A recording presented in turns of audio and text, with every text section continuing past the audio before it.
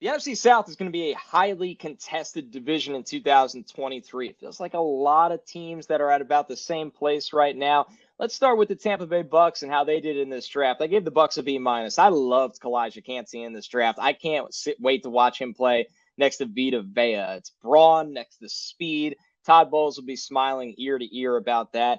And then you look at a value pick here for me, Jose Ramirez. They took him 196. I had him at 161. I don't think the Bucks walked away with a superstar filled draft. They have some developing to do with a player like Yaya Diaby, but overall, B minus, rock solid for the Bucks. They got some contributors. They got a little bit of value as well. It's going to be fascinating to see how they handle that quarterback situation this year, but Jason Light made his roster much better. Moving over to the Atlanta Falcons, who did a little bit better with a B, and of course it helps the Falcons picking in the top 10.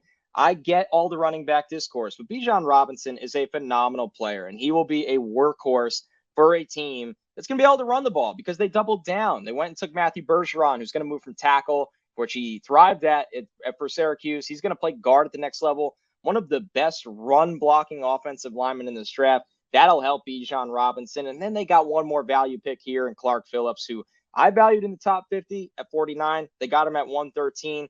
I know a B might not match up with what I said, but I'm a hard grader. And I think the Falcons did a really, really good job here, despite a lot of the hate about the Bijan pick. Falcons fans, you'll be happy when you get to watch him play. All right, the best grade of the division goes to the Carolina Panthers. And that's what happens when you have the number one overall pick. And I think you got your franchise quarterback of the future. That would be Bryce Young. And I gave them a B plus in large part because of them being active and being aggressive and making the big move and going up and getting Bryce. But I'll tell you what, a nice little value selection here has to be guard Chandler Zavala. They got him at 114.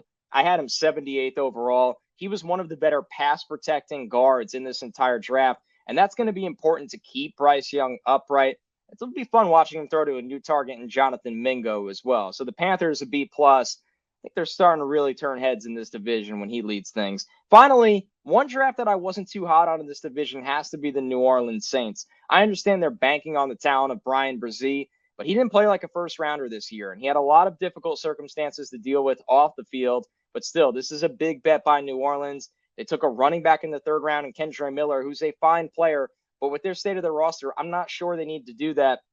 I'll say this, one value selection, and it's a big one, has to be wide receiver A.T. Perry. The big body target went at 195 overall. I had him 131, so I think the Saints made up some ground, but I still give this draft a C because I think they struggled in the early going. But overall, the NFC South feels like everybody got a little bit better, some more than others. That thing's going to be a dogfight this year.